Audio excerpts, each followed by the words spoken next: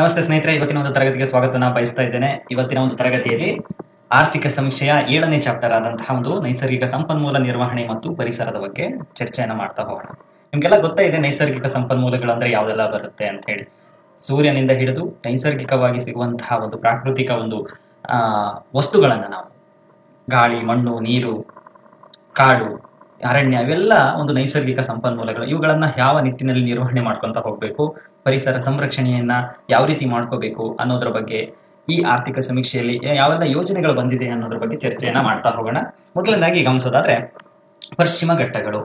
ಬಹಳಷ್ಟು ನಾವು 60% ಪಶ್ಚಿಮ ಘಟ್ಟಗಳನ್ನ ನಾವು ಕರ್ನಾಟಕದಲ್ಲಿ ಕಾಣ್ತೇವೆ.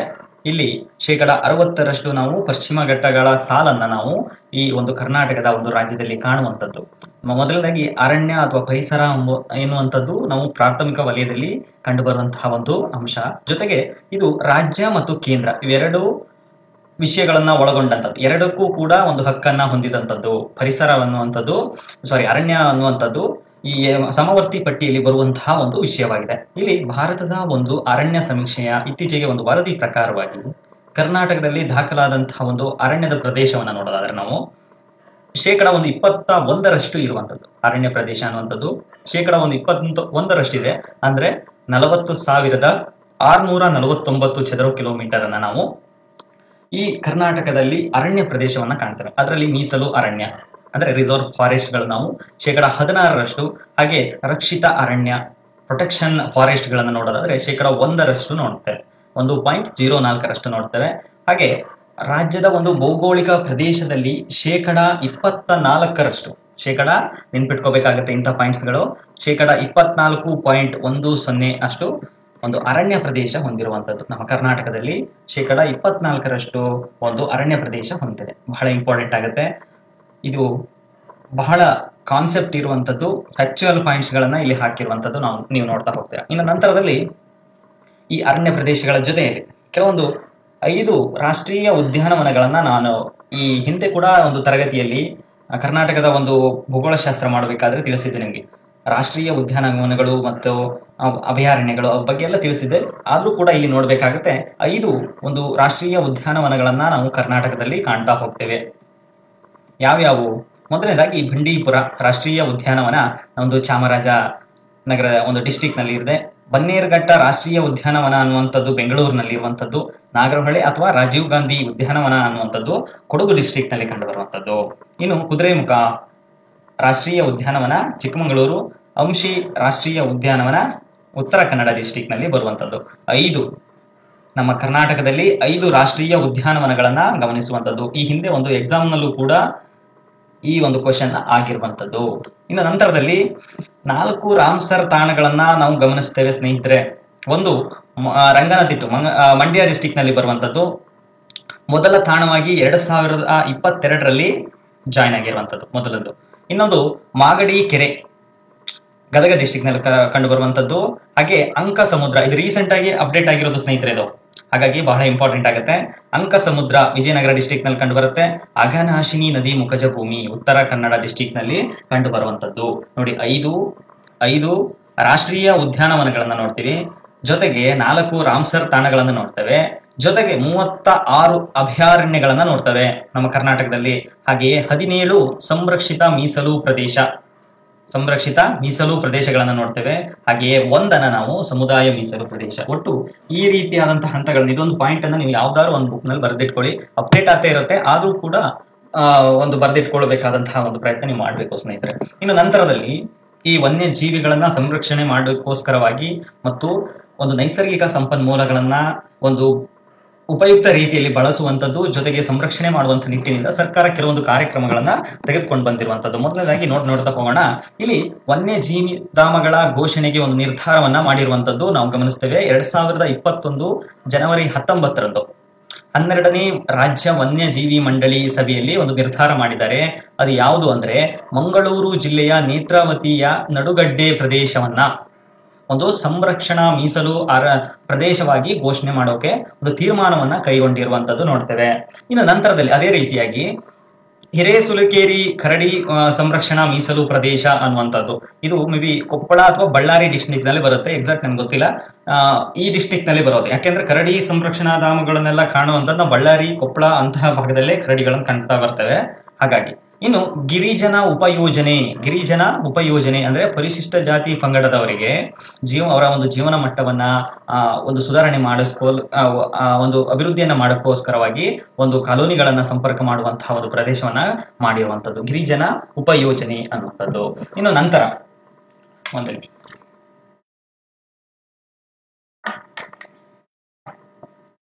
ನಂತರದಲ್ಲಿ ಸಿರಿಚಂದನ ವನ ಯೋಜನೆ. ಸಿರಿಚಂದನ ಅಂತ ಬಂದಾಗ ನಿಮ್ಗೆ ಗೊತ್ತಾಗ್ಬಿಡುತ್ತೆ ಇದು ಶ್ರೀಗಂಧಕ್ಕೆ ಸಂಬಂಧಪಟ್ಟಿರುವಂತದ್ದು. ಕೆಲವು ಪಶ್ಚಿಮ ಘಟ್ಟಗಳಲ್ಲಿ ಈ ಒಂದು ಶ್ರೀಗಂಧದ ಮರಗಳು ಕೂಡ ನಾವು ಸಾಕಷ್ಟು ಕಾಣ್ತೇವೆ. ಯಾಕೆಂದ್ರೆ ನಮ್ಮ ನಾಡು ಶ್ರೀಗಂಧದ ನಾಡು ಅಂತಾನೆ ಫೇಮಸ್ ಆಗಿರೋದ್ರಿಂದ ಈ ಒಂದು ಶ್ರೀಗಂಧದ ನೆಡತೋಪುಗಳ ಒಂದು ರಕ್ಷಣೆಯು ಕೂಡ ನಮ್ಮ ಜವಾಬ್ದಾರಿಯಾಗಿರುತ್ತೆ. ಅದರ ಒಂದು ರಕ್ಷಣೆಗೂ ಕೂಡ ಈ ಒಂದು ಸಿರಿಚಂದನ ವನ ಯೋಜನೆ ಅನ್ನುವಂಥದ್ದು ಬಂದಿದೆ. ಯಾವ ಯೋಜನೆ? ಸಿರಿಚಂದನ ವನ ಯೋಜನೆ. ನಂತರದಲ್ಲಿ ಔಷಧೀಯ ಸಸ್ಯಗಳ ಒಂದು ಸಂರಕ್ಷಿತ ಪ್ರದೇಶ.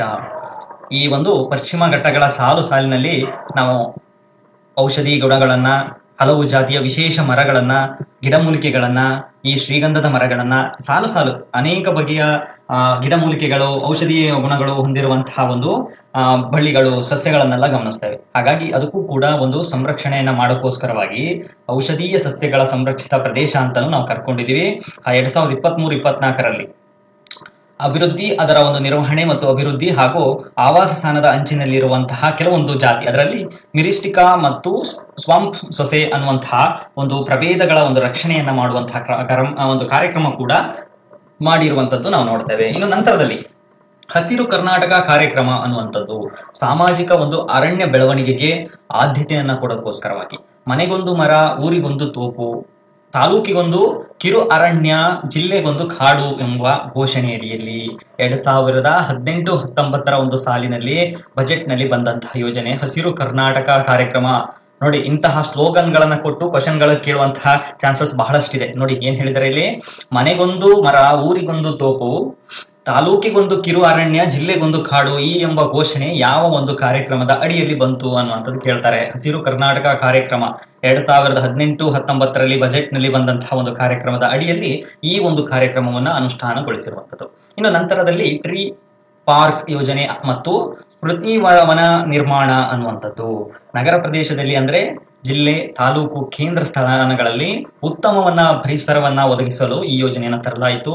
181 ವನೋವೃಕ್ಷೋದ್ಯಾನಗಳನ್ನ 146 ನಿರ್ವಹಣೆ ಮಾಡಿದ್ದು, 13ಗಳು ಕಾರ್ಯವಾಗ್ತಾ ಇದೆ. ಇನ್ನು ನಡೀತಾ ಇರುವಂತಹದ್ದನ್ನ ನಾವು ಗಮನಿಸ್ತೇವೆ.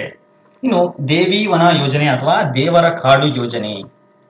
ದೇವಿ ವನ ಅಥವಾ ದೇವರ ಕಾಡು. ನೋಡಿ, ಕೆಲವೊಂದು ಬಾರಿ ಮನುಷ್ಯ ಸುಮ್ಮನೆ ಅದು ರಿಸರ್ವ್ ಫಾರೆಸ್ಟ್ ಅಂದ್ರೆ ಅಲ್ಲಿ ಮಾಡುವಂತಹ ಅವನ ಆರ್ಥಿಕ ಚಟುವಟಿಕೆಗಳು, ಅವನು ಮಾನವನ ಚಟುವಟಿಕೆಗಳು ನಿಲ್ಲಿಸೋದಿಲ್ಲ. ದೇವರ ಕಾಡು ಅಥವಾ ದೇವಿ ವನ ಅನ್ನೋ ದೇವರಿಗೆ ಹೆದರುವಂತಹ ಒಂದು ಕಾಲ ಈಗಲೂ ಕೂಡ ಇರುವಂತದ್ದು.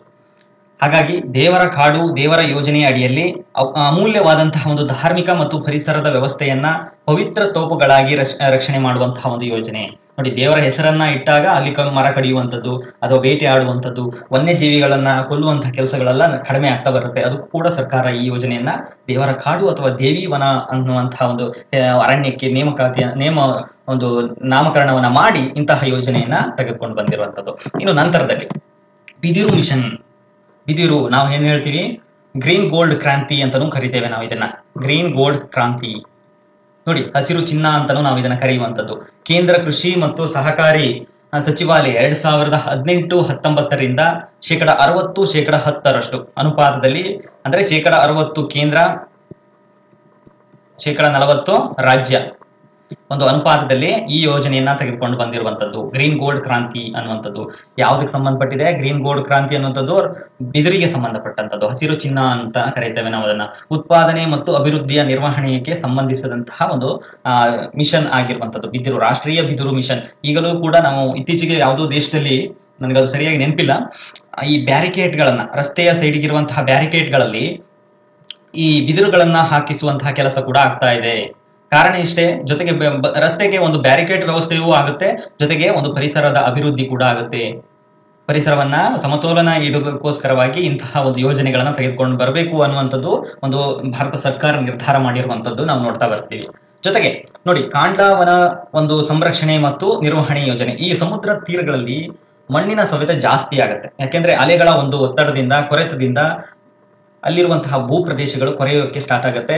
ಹಾಗಾಗಿ ಆ ಒಂದು ತೀರ ಪ್ರದೇಶದಲ್ಲಿ ಒಂದು ನೆಡೆತೋಪುಗಳನ್ನ ಬೆಳೆಸಬೇಕು, ಜೊತೆಗೆ ಮರಗಳನ್ನ ಬೆಳೆಸಬೇಕು ಅಂತ ಹೇಳಿ ಕಾಂಡ್ಲಾ ಸಂರಕ್ಷಣೆ ನಿರ್ವಹಣೆ ಅಂತ ಹೇಳಿ ಒಂದು ಯೋಜನೆಯನ್ನ ತೆಗೆದುಕೊಂಡು ಬಂದಿರುವಂತದ್ದು. ಇನ್ನು ನಂತರದಲ್ಲಿ ಗ್ರೀನ್ ಇಂಡಿಯಾ ಮಿಷನ್ ಅನ್ನುವಂತಹ ಒಂದು ಯೋಜನೆ ಬಂದಿದೆ. ಇದು ಕೇಂದ್ರ ಪರಿಸರ, ಅರಣ್ಯ ಮತ್ತು ಹವಾಮಾನ ಬದಲಾವಣೆ ಮಂತ್ರಾಲಯ ಈ ಒಂದು ಯೋಜನೆಗೆ ಕಾರ್ಯರೂಪವನ್ನ ತಂದಿರುವಂತದ್ದು. ಭಾರತದ ರಾಷ್ಟ್ರೀಯ ಅಭಿಯಾನ ಅನುಷ್ಠಾನ. ಇದರ ಉದ್ದೇಶವನ್ನ ನೋಡೋದಾದ್ರೆ ನೋಡಿ, ಉಪಶಮನ, ಆಹಾರ ಜಲ ಭದ್ರತೆ, ಜೀವ ಸಂರಕ್ಷಣೆ, ಅರಣ್ಯ ಅವಲಂಬಿತ ಸಮುದಾಯಗಳ ಜೀವನೋಪಾಯದ ಭದ್ರತೆ. ಕರ್ನಾಟಕದಲ್ಲಿ ಈ ಯೋಜನೆಯನ್ನ ಅನುಷ್ಠಾನ ಮಾಡಿರುವಂತದ್ದು. ಇಲ್ಲಿ ಜೀವ ವೈವಿಧ್ಯತೆಗಳನ್ನ ಸಂರಕ್ಷಣೆ ಮಾಡಬೇಕು, ಅಲ್ಲಿರುವಂತಹ ಒಂದು ಸಮುದಾಯಗಳ ಜೀವನೋಪಾಯಕ್ಕೆ ಭದ್ರತೆಯನ್ನ ಒದಗಿಸಿಕೊಡ್ಬೇಕು ಅಂತ ಹೇಳಿ ಗ್ರೀನ್ ಇಂಡಿಯಾ ಮಿಷನ್ ಅನ್ನುವಂತಹ ಒಂದು ಯೋಜನೆಯನ್ನ ತಂದಿರುವಂತದ್ದು. 2015-16ನೇ ಸಾಲಿನಲ್ಲಿ ಹಾಸನ, ಕಲಬುರಗಿ, ಶಿರಸಿ ಈ ಒಂದು ಅರಣ್ಯ ವಿಭಾಗಗಳಲ್ಲಿ ಈ ಒಂದು ಯೋಜನೆಯನ್ನ ಕೈಗೊಂಡಿರುವಂತದ್ದು ಗಮನಿಸ್ತೇವೆ. ಇನ್ನು ನಂತರದಲ್ಲಿ ಇಲ್ಲಿ ನಗರ ವನ ಯೋಜನೆ. ಕೇಂದ್ರ ಪರಿಸರ, ಅರಣ್ಯ ಮತ್ತು ಹವಾಮಾನ ಬದಲಾವಣೆ ಇಲಾಖೆ ಇವರು 2 ಯೋಜನೆಯನ್ನ ತೆಗೆದುಕೊಂಡ್ಬಾರ. ಈ ಹಿಂದಿಂದು ಕೂಡ ಇವರೇ ಮಾಡಿರುವಂತದ್ದು. ನೋಡಿ, ಇವರು ನಗರ ಮತ್ತು ಪಟ್ಟಣಗಳ ಪ್ರದೇಶದಲ್ಲಿ ಹಸಿರು ಕವಚ ಮತ್ತು ಜೀವ ವೈವಿಧ್ಯತೆಯನ್ನ ಅಭಿವೃದ್ಧಿಪಡಿಸುವ ಉದ್ದೇಶದಿಂದ ಈ ಒಂದು ನಗರ ವನ ಯೋಜನೆ ಅನ್ನುವಂಥದ್ದನ್ನ ತಗೊಂಡು ಬಂದಿದ್ದಾರೆ. ಯಾವ ಉದ್ದೇಶ ಇದೆ ಇಲ್ಲಿ? ಅಲ್ಲಿ ಹಸಿರು ಕವಚ ಮತ್ತು ಜೀವ ವೈವಿಧ್ಯತೆಯನ್ನ ಅಲ್ಲಿ ಅಭಿವೃದ್ಧಿ ಪಡಿಸಬೇಕು ಅನ್ನುವಂತಹ ನಿಟ್ಟಿನಿಂದ. ಇನ್ನು ನಂತರದಲ್ಲಿ ಸಸ್ಯ ಶ್ಯಾಮಲಾ ಯೋಜನೆ.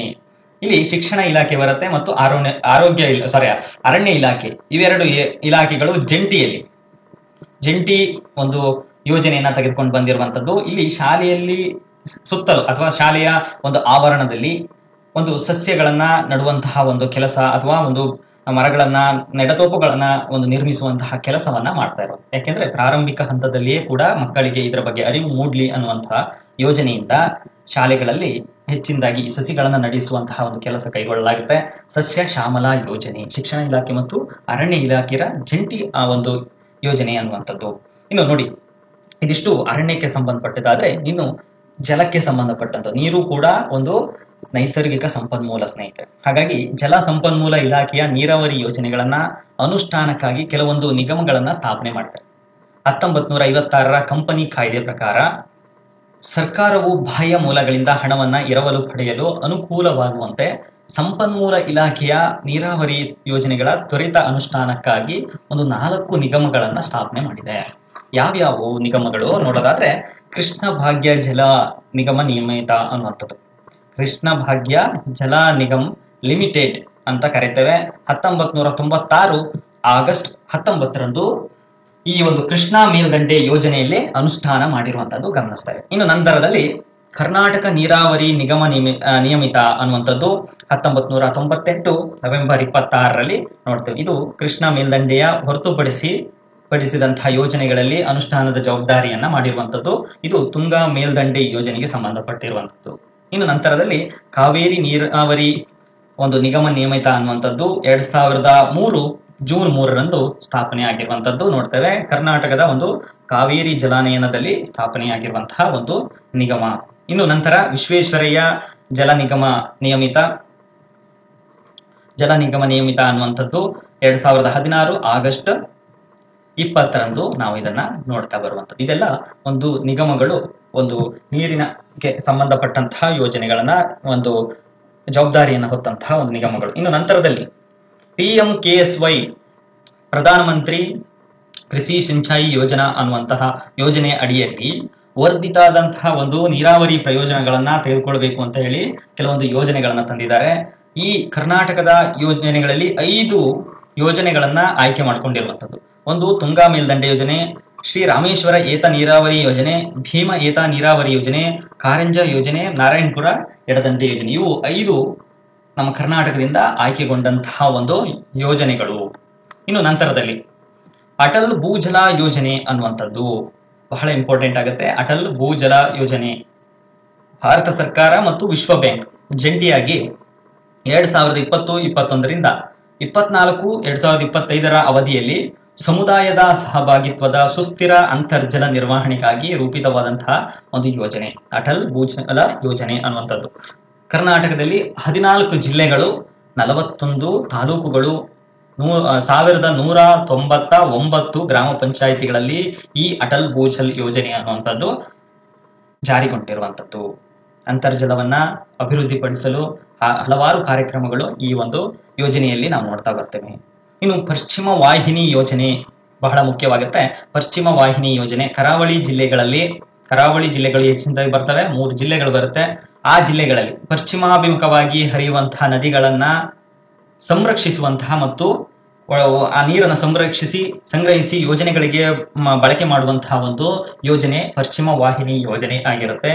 ಕಿಂಡಿ ಅಣೆಕಟ್ಟು ಕೂಡ ಈ ಒಂದು ಯೋಜನೆಯಲ್ಲಿ ಬಂದಿರುವಂತದ್ದು ನಾವು ಗಮನಿಸ್ತೇವೆ. ಇದೆಲ್ಲ ನೈಸರ್ಗಿಕ ಸಂಪನ್ಮೂಲಗಳ ಒಂದು ಜವಾಬ್ದಾರಿಯನ್ನ ಹೊತ್ತಂತಹ ಸರ್ಕಾರ ಸಾಕಷ್ಟು ಕಾರ್ಯಕ್ರಮಗಳನ್ನ ತಂದಿರುವಂತದ್ದು ನೋಡ್ತಾ ಬಂದಿದ್ವಿ. ಮುಂದಿನ ತರಗತಿಯಲ್ಲಿ ನಾವು ಕೈಗಾರಿಕೆಗಳಿಗೆ ಯಾವುದೇ ರೀತಿಯಾದಂತಹ ಒಂದು ಅನುಕೂಲವನ್ನು ಮಾಡಿಕೊಟ್ಟಿದೆ ಸರ್ಕಾರ ಅನ್ನೋದ್ರ ಬಗ್ಗೆ ಮುಂದಿನ ತರಗತಿಯಲ್ಲಿ ಚರ್ಚೆ ಮಾಡೋಣ. Thank you all.